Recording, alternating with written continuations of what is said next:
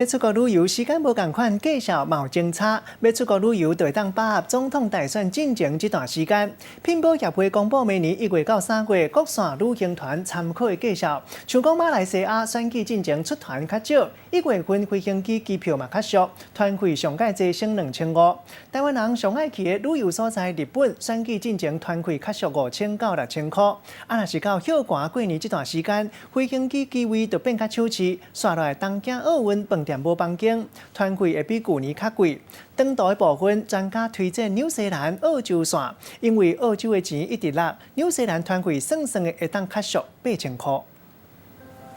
寒天去日本佚佗，想要抢好康，专家建议要把握选举进前，因为出团率比去年同期减30%到40%，所以团费卖俗5000到6000块。休寒甲过年时因为自由行的增加，个人的机位需求变多，所以日本全航线票价拢会起，加上东京奥运和饭店的房间各甲海丁，像讲5天4暝大的开销，上少都要加开2500块。